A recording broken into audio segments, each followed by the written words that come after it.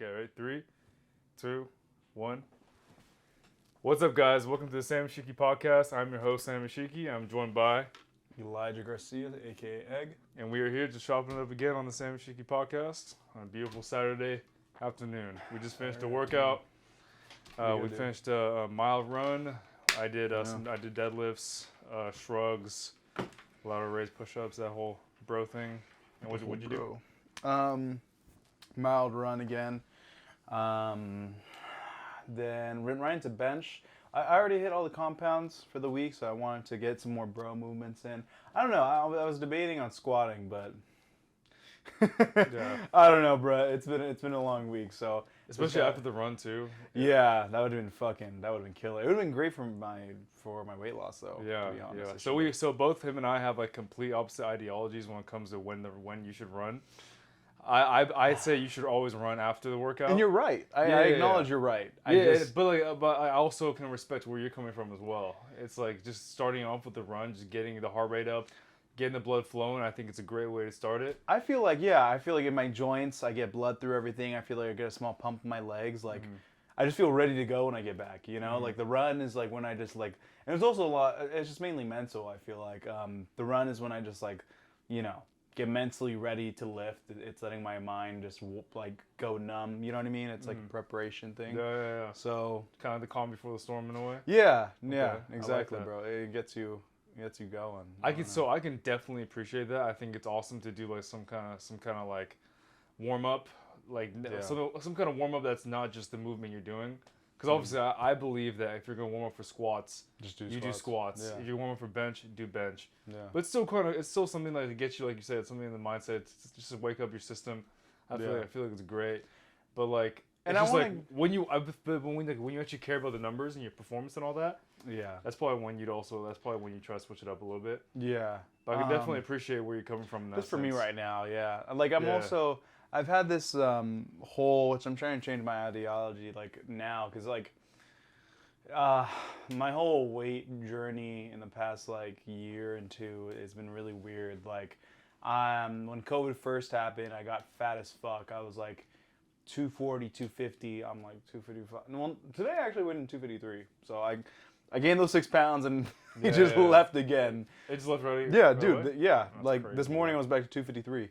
Yeah. But my goal is by like the end of next week get to like at least 248. 248? That's where I want to just be sub 250. Okay. That's And the your goal. end goal is, you said by April you want to get to. Oh fuck, dude. Yeah. By April I want to get to, let's say 230. 230? Again, yeah. I just because like I want to set believable goals, and again I know I could hit those goals, but it would be in a sense that wouldn't be sustainable. Yeah, Like either sure, I would sure. like eat very little, fucking starve myself, and train like a madman. But again, I'm not changing any habits. Yeah. Like I'm gonna go run, shit gets hard again, and like I reach. That's what happened. So yeah, when I started COVID, I got fat as fuck, and then near the summertime, my buddy was also everything was shut down, so we didn't have shit to do. So.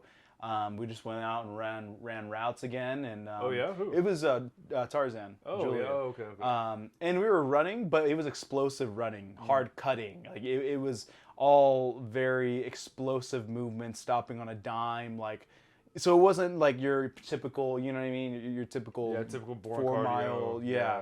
And we'd be out there for like 3 hours a day, dude. Oh my gosh! And then I was just doing a lot of body weight work. That was before I even had all the weights in the back. I was just doing push-ups out the ass, like the core. I was doing like 50 pull-ups a day. You remember when I had that little pull-up bar? I do, yeah. What happened to it? I'm just scared because the Oh, door yeah, was starting to it get could break. damaged, Yeah, and at this yeah. point, bruh, that's just coming down. Yeah. for sure. Sure. Ain't no. Yeah. So yeah, it was really damaging the door. So big time. everything you're talking about, this is what got you think this actually helped you? You think this helped you lose? Well, yeah. So then I got to my goal weight, which was 210, and like I had You got to 210? Yeah, dude. God Yeah, I damn, got to 210. really? I'll show you the picture. We'll pull up the pictures there. Holy shit. I got 210. I was like lean. I was pretty much having abs at that point. And also happy at that point. And then Well, we also need to point out this guy is literally like a natural athlete. And he can literally be at 300 pounds and still move like he's 170. He can move as quick as I can, and he's like 100 pounds more than me. So this guy is literally built to be an athlete. So Thank you. what he considers to be fat as fuck is still like very, very strong. Like I'm still fat very, as fuck right now. and very explosive. Like, He's still a yeah. beast. And then I got into, and then right around that point, I had like maybe like a 2-week layoff, and then I started training with that one guy, my buddy's dad. Oh, yeah. And then that was like, I was lean, but also that was the juiciest I had ever been. I wasn't as lean, but like, dude, I was so fucking juicy. Because I was just fortunate enough to where I just ran into like a personal trainer because the dude was like a bodybuilder back in like the 90s and late 80s. And he had everything in his garage. I mean, curl machines, push down machines, old Arnold. I'll try and find some footage to throw on there, but old Arnold machines where you would lock yourself in like a roller coaster, just bring it down for the lats. Jesus. And especially having like a one-on-one personal trainer. I don't know how I fell into that. That was an amazing time. And then unfortunately we kind of had a falling out. And then after that, that's when I took filmmaking more seriously. And when you take filmmaking more seriously, you're at a laptop like goddamn 8 hours a day, just hunched right here. People really don't realize that when you have two goals that are completely like opposite of each other. Yeah. It's like, so obviously like I'm into like strength and conditioning and like learning about all that. So I'm a strength and conditioning coach and I'm an ASM CPT and all that. Yeah. But it's like, dude, when my mind's always focused on fighting, I'm not thinking about my laptop at all. Yeah. I'm thinking about physically, like I'm just thinking about the fight combos, like how to defend anything. I'm not thinking about going on my laptop at all. I can definitely understand how like on the opposite side of the spectrum, when you're on a laptop all day, you kind of like lose sight of like the physical hardship as well because you're so used to this. Yeah. This is a hardship too. So it's like, thanks, Doc. It's mental. It's just frustration, dude. It's like, oh my god, it's like hitting a roadblock and not giving up on shit and like always finding I'm not like a fucking like an engineer or anything, right? That's a whole nother level. But it's just finding a solution to everything. It's just problem solving. That's what it seems like to me. I noticed that as well. It's everything's like, so even in filmmaking, like so pre-production writing, even that, everything creatively to make something good is just problem solving. Because like you can start off with a concept and then, well, there's a problem with this and there's a problem with that. So, okay, let's try to fix this problem. And especially on set, oh, well, we're out of time. We have to cut these 3 shots. Okay, let me redo this blocking so that way we get all of my movement all in one shot. So that way we're saving sun. Like it's all just problem solving. Dude, everything's just, and then especially in post-production, everything is just you're literally just solving problem after problem. You gotta keep everything in mind, all the variables in mind. Yeah, that's crazy. You gotta think about how much sunlight you have, what time of day it is. Dude, oh my god, yeah. Luckily we have an app. It's only like $12, but it shows you the trajectory of the sun and where it's gonna be at. So that way you because in filmmaking, like right now I'm looking at your face, or I'll see the audience. We always want to shoot on the shadow side, so this would be my shadow side because it looks more cinematic. When you shoot on the shadow side. If you watch, I'll literally point out any frame in any film ever. If you shoot on the shadow side, a little overexposed. This is my shadow side. Right. Okay. If you shoot on the shadow side of the face, it's more cinematic. It's softer, right? So softer meaning, you've seen what harsh light looks like, right? It's like 12 p.m., right? The sun is right overhead and everything's just fucking gross. Right now, this is pretty cinematic lighting. It looks nice. Okay. Because the sun's diffused by these blinds right here. Everything was pretty beautiful here. It's a little overexposed, but it's just a podcast. Who cares? But anyways, I'm getting off topic. That's crazy. So is that app for filmmaking, or is it just for like? Yeah, like every filmmaker uses it, but I guess like I don't know who else will use it. It's not like marketed towards filmmakers, but it's like for filmmakers because that way. When you're scouting a location, I mean, but the things like seasons change, so it's really like you'll go there week of, and then maybe spend the day there. And on the app, it tells you at any point in the day where the sun's gonna be, and it's really fucking accurate. So that way you, for blocking purposes, okay, we're gonna put the camera here. This looks best, or you know what I mean? Like, and also even for continuity issues, you need to block out times because that's the biggest thing, which is really frustrating. Is you have to move so fast, which acting is like, everyone thinks of it as like, oh, you're just pretending to be a character, but they don't see that actors are like, have to be in this super emotional state, and then the director will yell cut, and then maybe there's a boom in the shot, and you have to go do that like 7 more times, and like be fully immersed in it. It's pretty incredible that any of this ever works. But the hardest thing about it is, especially if you're doing an exterior day scene, through that day, let's say the actual scene's only 5 minutes, but we have like 7 shots to get. The sun's gonna move. That's about like 4 hours. Mm-hmm. In that 4 hours, every shot's gonna look much more different. That's you know crazy, what I mean? isn't it? So it's like, yeah. So that's why. So Also, in this situation, what would you do? Would you like have to just edit it differently, or would you just come back and do it at the same time the next day? exactly. So that's why I was. I'm actually DPing for the Spider-Man you saw gig, Yeah. and then we were going down it shot by shot, and the dude has like 25 shots for the opening sequence, and it's all supposed to happen within like in the actual story. It's supposed to be only like 10 minutes, but that's like 25 shots, and that's like easily like a fucking 5-hour shoot for the amount of shots and setups we're doing. Okay. So yeah, I told him we're gonna have to push this to another day just for that lighting, and that's why I remember when I was showing you that flat footage. Remember the log where it looks like gray, there's no color? Yeah. That also helps, because that way you can blend the color to like make it look cooler or warmer, which helps a lot with color, but at the same time you can look at the trajectory of the sun and where the sun's coming from. And like in my own film, I had a big problem with that, and obviously it was my first go around, but like it was really hard to, you cut your losses. You know, a film's a film, and no film's perfect, you know what I mean? Sure. And like it's a miracle that any of it happens. But going back to the weight thing, yeah. I want to ask a question in regards to so you talked about how like people just think acting is like, well, you just play a character. Yeah. But the thing is, you have to like fully indulge yourself into that character. Like, you know, if some little thing messes up, then you kind of have to do it again.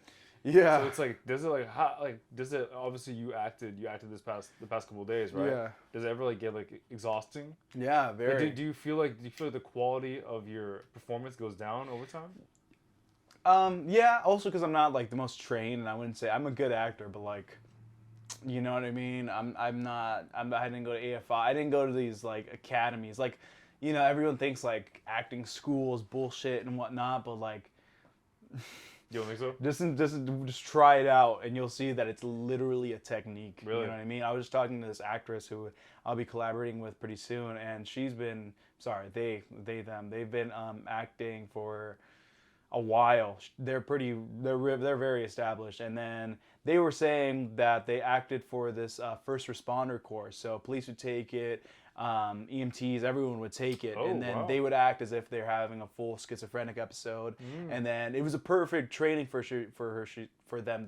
They said, because they would literally have to be in the full breakdown, just sobbing, heaving, most dramatic moment of their life, and then the director of it would have them stay still, perfectly still, and then go to the responders, and like it's almost like a quiz. So that was like the hardest acting they said they ever had to do. That's crazy. Because you had to be fully in it and then just stop. So that's like something that like they'll hook you up with, like they'll set you up with like through school, right? Because obviously you said that you've been with you've had a lot them. of No, they opportunities. said they did that in Seattle, and that it's a program that like.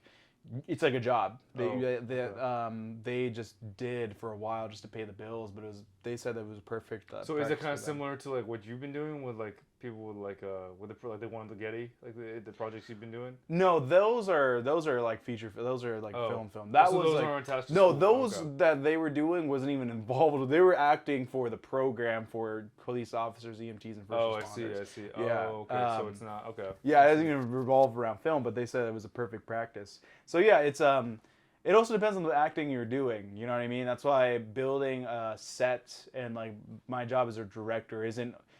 It's making good film, writing good script, and everything. But it's also you're the leader and the commander of the ship. So it's also making the set comfortable enough for the actor or actress, giving them a platform to fully express themselves and fail. You know, and try out anything, and just again make themselves as comfortable as humanly possible. That makes a lot of sense. Because especially in these intimate scenes, you know, like let's say a sex scene or any romance scene, dude, there's like 40 people in the same room and like sweaty dudes with, you know what I mean? It's uncomfortable. And like just to like, it's much harder. No one like, thinks about that, huh? I never thought about that. Yeah. Like any like the most intimate scenes like in any show, film, there's like at least 12 other people in that room.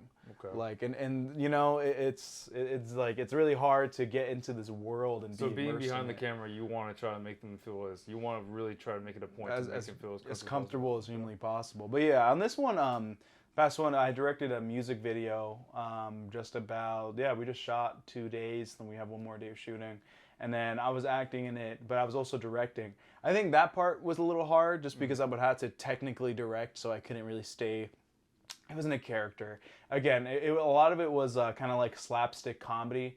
I was going for more of like Chaplin, playing with my body.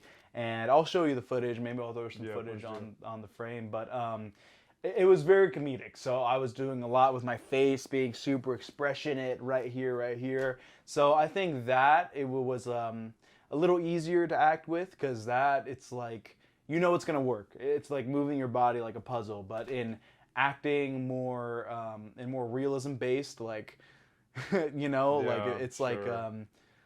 Like they say it best like this, like if you try, you got to feel something and restrict it from yourself, and the camera will pick it up. The camera will know what you're feeling, you know, if you're doing that on camera. But in a theater, of course, you're performing and you're putting out these lines and everything. But yeah, in a more reserved realism, natural drama or whatever, you literally you have to feel that emotion and restrict yourself from even conveying it, and then the camera will pick that up. The audience will pick that up. What do you mean by that?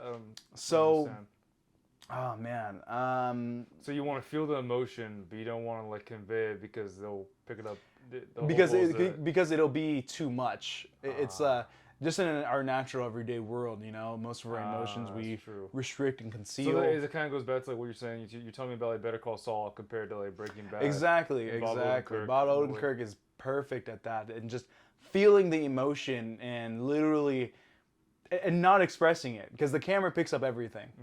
I mean, of course, it depends on your lens size. Right now, we're real wide. How far you are from the camera. For example, you know, Tom Holland, Andrew Garfield, and Tobey Maguire, and they have all said, like in the Spider-Man costumes, they had to be this orchestra based, right? Because there's no way to show your emotion. Sure. But with the mask on, you can see their body, that they're a lot more reserved, that they're showing things very slightly. Just because, I don't know, man. I gotta show you. I gotta show you. The camera picks up everything. That makes a lot of sense. If you can't show your face, like you gotta like express yourself somehow. Yeah, it's your body, it's your hands, it's everything else. Everything's a tool. You know what I mean, for expression. Damn, that's deep, man. That's really cool. Yeah, that's super cool. That's why like they do really weird shit in like acting academies. Like they have one where you're supposed to be a gorilla giving birth. You have to literally act as if you're a gorilla giving birth. Like you have to morph yourself into different animals, crawl around, you know, or like. Do they like show you a video of a gorilla giving birth first? Or just your own interpretation of what that looks like to you. Damn. Yeah, and you have to be interesting. What would that look like? I mean, shit, might as well, just off topic, like, what would that look like? I don't know, to me, bro. Like, how different would that be from just a human? From a human? I don't know. I think more, I don't know. Well, I don't know what female gorillas, like, I know, like, what a male gorilla's, like, what am I trying to say? What their mannerisms are, what their, I don't know, like how they express. I don't know. I feel like I know how to portray that, but like a woman gorilla, I don't know how they would be in birth. I'm sure they're very, not docile, right? Because I first imagined them like being more erratic and screaming, but it's like I don't know. Right? Yeah, that's interesting. I wonder, like, I mean, obviously I'm not gonna look up how a bunch of animals give birth, but I am kind of curious, like what animals, how different animals act when they are giving birth. Because I mean, and most animals do that. They don't even express their pain when they're giving birth. Maybe it doesn't hurt. Like in dogs, they don't. Oh really? There's like they may whimper, like, but they're shit's just sliding out of them. Yeah, they don't even notice. Yeah, most animals don't even notice, bro. Yeah, huh? Yeah, like horses especially. Like that motherfucker just drop and just move on. So do you think like I wonder what like which animal has the biggest issue giving birth? Like has like the most trouble giving birth? Maybe the human. Really? Yeah, huh? Because obviously they say like up the pain giving birth is like the hardest pain there is. Dude, there's no pain. I couldn't imagine that either. Thank God. But then like obviously like there's also. And we're back. Yo. Yeah, we're back, brother. Yeah. Animals' intelligence. Animals' intelligence and their ability to give birth. Yeah. That's what we're talking about. So what would you say like makes a good actor? Because it was like I remember I heard a quote from Jennifer Lawrence like a long time ago, And she said the reason I'm such a good actor is because I was such a good liar growing up. No, yeah, it's. So like, how big? Like, that's a really good quote. Like, what do you think makes a good actor? What like personality? What kind of like personal skills, interpersonal skills you have to be able to be a good actor? I think. You always have to have a certain amount of confidence to be able to portray someone you're not. Yeah, and just go for shit and like not be afraid to like look embarrassing. Yeah, you know, that's a big part of it. Dude, I love that because I saw this thing. Like this because obviously when every guy at like some point in their life they're looking up like how to be confident, how to talk to women, all that stuff. So I was looking on YouTube, and then I came across this video, and then this guy who's talking about how like people think 007 James Bond he's like the most confident like alpha guy because he's like super stoic and like super stern. But he's like, no, dude, that guy's not like the most confident guy. The guy who's the most confident, and most alpha, is Jim Carrey. Jim Carrey because he's able to put on this persona that he's a complete clown and to completely embarrass himself. Yeah. But it takes so much courage, so much bravery to be able to do that. Absolutely. It's so awesome to think about. But so back to what you're saying. No, it is. But as far as in a good actor, like. Man, I don't know. Like, I'd like to say that there's no bad actors, there's bad directors. Just because, like, I don't, like, when I see a bad performance, like, I first ask not like, oh, why the actor's so fucking bad, but what the fuck, why was that actor put in that position? Why, like, how did that happen? Okay. You know what I mean? Like, I don't know. Like, I felt like when we were doing this past film, my film, there was supposed to be a mom character in it, and that was supposed to be like a big piece of the story, which unfortunately, which didn't fall through. But I had to literally cut the entire character, and we couldn't recast. So you know what I mean? Like, why? We just couldn't get the performance. It just nice. wasn't happening. Okay. You know what I mean? So that's you what I didn't mean. Want to force it, okay? Yeah. So I had to like rewrite the story to have her out of it, pretty much, and. Yeah. Again, sure, there's bad actors. I think what makes a good actor is being able to be a kid, and that means being just immersed and just living. You know, I'm acting right now. I'm acting by my intention right now is to inform and is to be passionate and I don't know. Yeah. But a good actor just lives. They don't act. There's never anything. There's nothing acting. You're acting right now. We're all acting. Like if I had to act for a certain role, I would just do this. I would just live. You know what I mean? Now there's obviously character acting, but that comes in months of preparation, and you find that character and you just live in that character. You're never cool, acting. Man. You're just living. You know, and you're like what I see a lot in acting is people will think too much about their line and they're just trying to deliver their line, but they're not actually interacting with their acting partner. They're not interacting with their environment or with their world. They're never interacting. They're thinking too much about a camera in front of them. They're not immersed in it.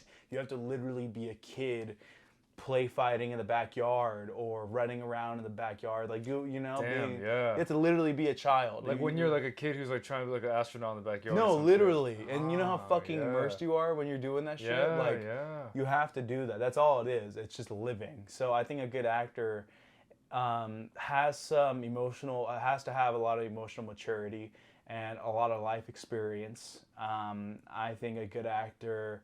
Which not necessarily, right? Because maybe there's a casting call for someone who has the opposite of that. Yeah, sure. You know? So, I don't know. Maybe I'm just saying that from a director's perspective, but like I meet people and I'll write a role for them, or I feel like I can grab and read them and know what they can and can't do, you know? So how do you gauge someone's limitations as like an actor? Just like throwing them out there and just trying it, or do you feel like you can tell like just from meeting them? Yeah, I think that's what makes. I wouldn't say I'm a great director, but like I feel like I have naturally a talent, and I feel like as a director, that's what you're supposed to be good at, as far as just reading people, that even goes for everything, because the whole job is, again, problem solving and learning to communicate through problems and keeping a cool head and managing. You know, you're the fucking manager of everything. So same thing goes with an actor. It's reading a person and just. It's just reading people. I don't know. It's just knowing people. Like, I don't know how you get good at that, to be honest. Like, I feel like all my life, just life experience, I guess. Yeah, just life experience. Just wisdom. And just wisdom and just knowing people. And then also, but that's another thing. Like, getting really comfortable with your actors, and your actors, you know, you have to be really close. Like, you have to be very vulnerable with each other. And again, like. Sometimes you're making a comedy, sometimes you're making slapstick, sometimes you're making Step Brothers, you know. But even in those, slapstick? So slapstick is it was like an old comedy technique. It's you ever seen any Charlie Chaplin, anything like that? No. It was mainly used in what's it called? So in non-sound films, no dialogue films before there was any voice recordings. But they just like do dumb shit. Yeah, so it's not just but it's almost like miming. So slapstick is very you're laughing at somebody getting hurt. You know what I mean? You fucking get slapped in the face, and it's your reactions and how you're moving your body. That's all slapstick. That's very big expression. Okay. It's over the top. It's theatrical. Okay. Yeah, which I mean, everything has their space. You know what I mean? So. Yeah. Yeah, so it's an old technique, but like everything has. Damn, that's interesting. I had no idea that. I didn't even know there was a term for that. Yeah. Like there's just techniques for everything, man. But yeah, so yeah, like recently, like in new media, like we've seen, like in Euphoria, like they're hiring untrained actors, but again, those directors know those people and they put them. Really? Yeah, dude. Like this fucking you know Dominic Fike. You've listened to any music? I'm sure you have. Yeah. He's a main character in Euphoria. I didn't even know, because I never really saw the guy before. I used to listen to his music, and I still do. I just made the connection last night. But he's never acted before, but they put him in a key role, and he fucking kills it. Is it? But guess what? It's because he looks the part, and he can play the part, and it's probably just his fucking personality. Yeah, it's probably just him. It's just him. Honestly, he's just playing himself. You know what I mean? But there's levels to the shit, you know? There's like a Daniel Day-Lewis. You know who that guy is? No.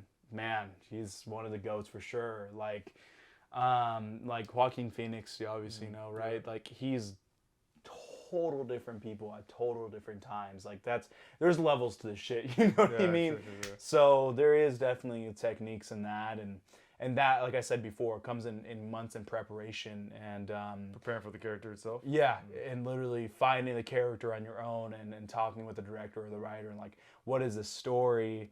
Who is this to you? And like, literally devolving into them. You know, that was. Oh my gosh, I'm forgetting his name. He passed away. He played the original Joker, not the original Joker. Fucking in the Robin Dark Knights. I don't know. In the Dark Knights? You know fucking Heath Ledger. Yeah, Heath Ledger. Yeah, yeah. There's obviously levels to the shit, and there's different roles. The guy's a beast, man. He's a beast. I remember I watched 10 Things I Hate About You, and I was like, dude, this guy's fucking... dude. Monster, dude. Oh my god. Absolutely, man. Dude. Who are your favorite actors? Who do you see like on screens like wow to like captivates you? I really liked Robin Williams a lot. I really liked Robin Williams a lot. R.I.P.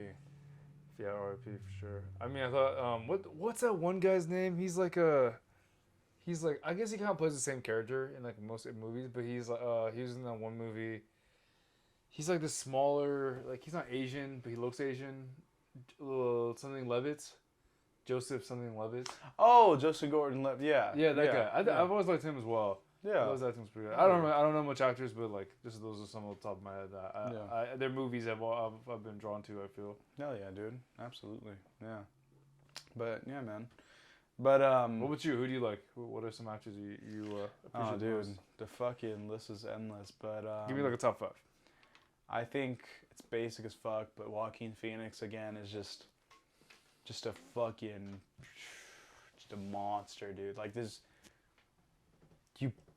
I don't know. Terrible. Is it, dude? Yeah. What's wrong with it? It hurts. Really? Yeah. You want a chair switch? No, it's all good. You sure? We're probably like 30 minutes anyway. For We'll probably sure. stop soon. But yeah, Joaquin Phoenix is a fucking dog. Let me just look at this board, huh? Let's just look at this wall.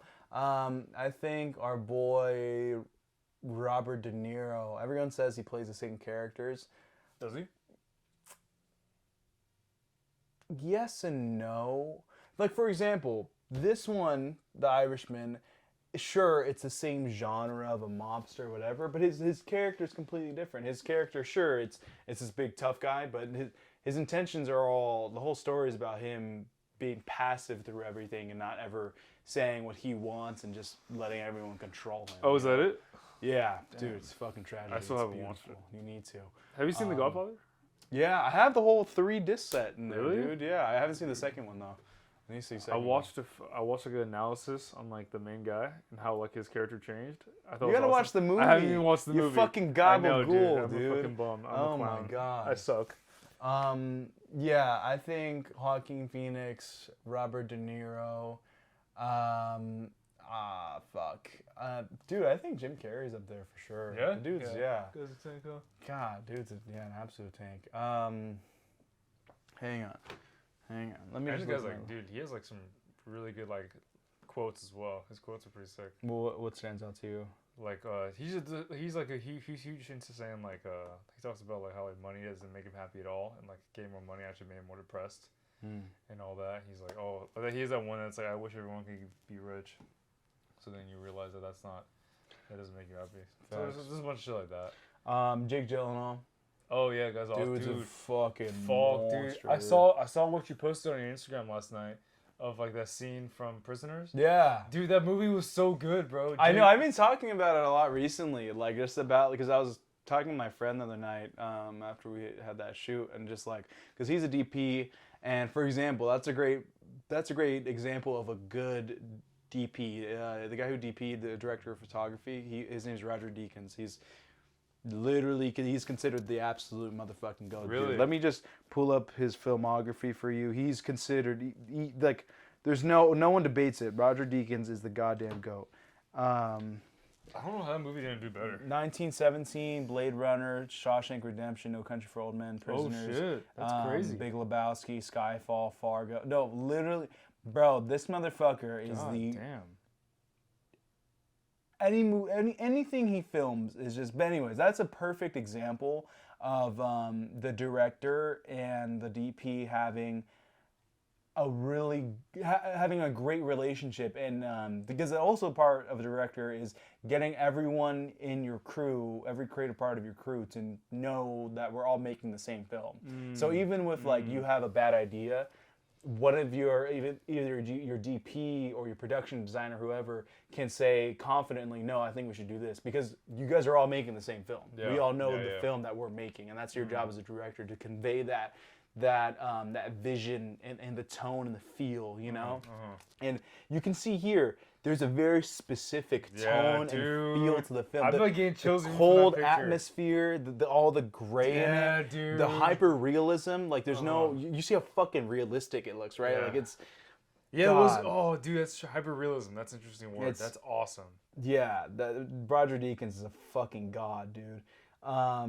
But yeah, even Blade Runner, like I know you didn't like that film, but it's visually fucking gorgeous. Yeah, it was visually sick. I just didn't know what the fuck was happening. No Country for Old Men, I gotta show you, dude.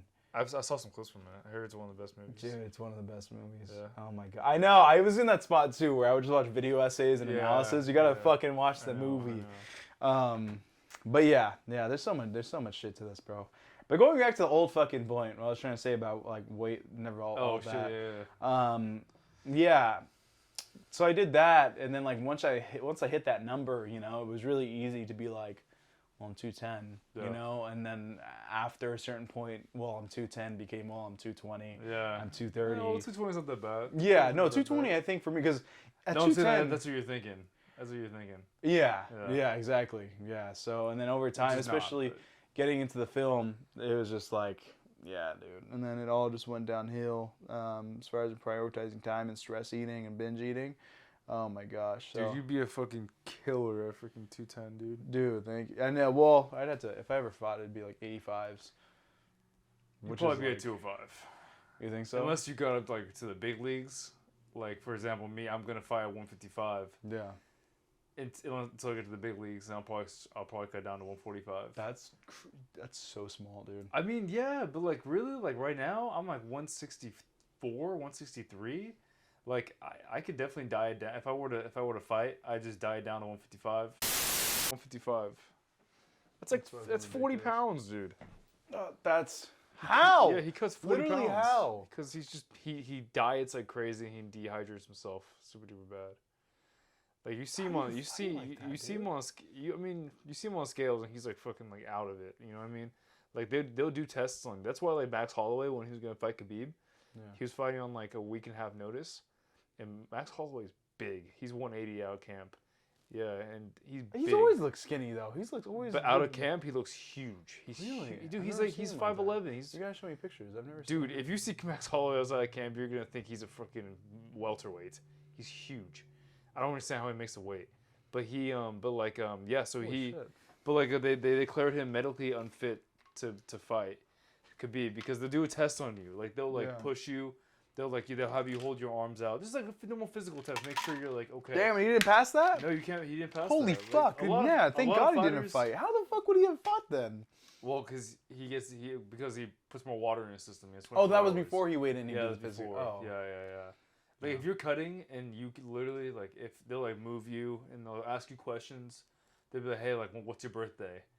And like, dude, like Chris Weidman, when Chris Weidman fought Anderson Silva, when Chris Weidman fought Damian Maia, like he on segment he was talking about how much fucking mental strength, how much focus it took for him to tell them like his date of birth and like what day it is and like where he's at because he is so dehydrated. He was so out of it that he literally couldn't even convey that. Like it was. Thank God he did though, because Thank God he did though. That was career changing for him. Yeah, seriously. Wow. But dude, last night last night was the first night I could. Are we on? Yeah, we were on. Oh shit! I didn't realize we were on. Last night what? Dude, last night was the first night I couldn't sleep because I was so damn hungry. Like I was. Oh my God. Yeah, seriously. I literally like I was laying there, and I felt my vision changing, dude. I was so hungry, dude. And I ate I've been cutting over the past 3 days. Yeah. And I know how to cut. I'm probably not the best way possible, but I know how to cut. I know how to get my body weight down. And over the past first 2 days of the cut, so before yesterday, I didn't train. I went to the boxing gym and we did like some training, but it wasn't like as physical. It wasn't as hard as we do at King's MMA. So I was okay. I felt weak. I felt really weak. I was kind of out of it.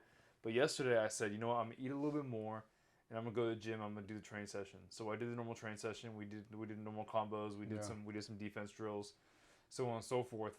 And I'm like, damn, like, I felt terrible. I felt I was gonna pass out. I told my partner, hey dude, I'm out of it right now. Like if I'm not moving my feet, like don't hit me hard. I'm not moving my feet. I'm doing a cut. It's my first time cutting and training at the same time. So like I just want you to understand. He's like, dude, I totally got you. I was getting gassed out, and then afterwards I was hungry, but I was just as hungry as I was the couple days before. Yeah. And then I went to bed last night at like 10:30. Next thing I know, and I was tired, dude. I was so tired. I was like, damn, I'm gonna sleep well. I'm gonna wake up like a pound lighter today. And I just couldn't sleep. I literally could not sleep. And in my right eye, there's like a line. Okay, my vision was literally getting impaired. It was crazy. Sam, that's not fucking healthy. I know, it's honestly not. But but like the thing is, I was hungry as shit. But then I was used to it. Like I was just like, okay, well I'm hungry. You know, it's like who fucking cares? I'm just gonna go to sleep. I'm gonna wake up feeling okay. Because whenever I go to bed hungry, and then the next day, like the next morning, I feel fine. It's just that night. It's just like dealing with hunger at night. Yeah. But then, next thing I knew was 1:30 a.m. And then I'm like, fuck, I need to eat something. So I had two pieces of toast, some piece of chicken, and then some grapes, and then that wasn't enough. So I made a whole ass fucking turkey sandwich, and then I had a whole glass of milk. and I fell asleep after that. But like, so basically what I got from last night was that if I'm gonna train, I can't stick to the same cutting diet. I need to eat more. So I ate a bigger breakfast today, and What'd you have? I had like fucking 5 eggs, rice, whole thing of rice, and then some toast, and I also had like a protein smoothie, which was delicious. Yeah. I love those things. But yeah, so I'm trying to eat more. I'm just gonna for the next until I fight. I'm gonna obviously I only have 6 pounds to cut, but I'm gonna try to just make it as long as possible. Try to because I know I'm very good at cutting a lot of weight quick. Because when I cut down from 215 to 185, that's what I did, like 225 to 185. How did you do that? I didn't starve myself, but like, dude, I had like I cut one whole meal out of my diet, and that's it. That's literally it. That's it. That's it. That's it. So yeah, it's because even now, dude, I feel like most of the times I'm just eating like 2 meals. Yeah, I'm so weird, fucking fat. Like. And I'm training, and I'm fucking fat. Like, then what the fuck? Well, how big are your meals? I'm only having 1 plate. Like, usually it's rice, some kind of protein. I'm probably not eating as many veggies as I should be, but they're not that big. I'm not with eggs. I'm not eating anything. But remember, more than you're 3. also like naturally super big. You're naturally a huge guy. Why am I still fucking fat? But dude? you're not fat. See, the thing is, you're not fat. Is you're just gonna have to do a lot. Really? See, that's not bad though. Dude. Damn, your fucking stomach's hairy as shit. I never realized. I never noticed that. I know, bro. I got body hair like crazy. I don't know why. Yeah. That's fucking hilarious. But no, dude. I mean, dude, like, honestly, like, just... How many calories do you think you're getting a day? I feel like you're eating more. I feel like you're eating more than you think you are. You think so? I think you are. I notice, like, sometimes you'll, like, grab a little snack of something. You'll, like, you'll add a little more to whatever it is. The meals that we've had together here, they've been pretty big meals. They're not small meals. You know what I'm saying? Yeah. So you also got to cut back on the meals. It's just portions, as well. Yeah. Portions. So it's like, it's just one of those things, you know what I mean? You just got to just completely, like, I don't believe in tracking calories. I don't think it really matters. I just think you can gauge how you feel. Like, chances are, if you're a little bit hungry, then you're probably in a good place, in my opinion. Yeah. It's like, well, if you're not hungry at all, if you feel fully satiated, well, I mean, you're probably not going to get anywhere. You know what I'm saying? You have to accept the discomfort. You have to accept, you know, this fucking next month is going to be quite uncomfortable. Let's try to mitigate the uncomfortability, and just try to make it a little more comfortable. But like you have to accept that you're going to have to sacrifice being satisfied. You're not going to be satisfied, bro. To get to your goal, I mean, you're going to have to have some kind of displeasure. So but even when I've lost weight before, like I don't know, I've never been hungry within losing weight. Yeah, boy, it's always just been. I don't know. It's always just been training like a fucking madman and like eating clean. But even those, when I was still eating clean, like the meals were like relatively. Yeah, dude. I don't know. It's weird because in that time, in the past couple weeks, whenever I eat clean, my weight comes off. But like, I don't eat bad. I don't know. I feel like this should be a whole different podcast. Yeah, we'll make it another podcast. Yeah. We'll put this in the next week's podcast. Yes, sir. Talk about diets. This is quite long. I believe this is probably about 45 minutes to an hour. Hot dog. Oh yeah, it's like an hour. Anyway, yeah, we're gonna be signing off. I'm Sam Ishiki.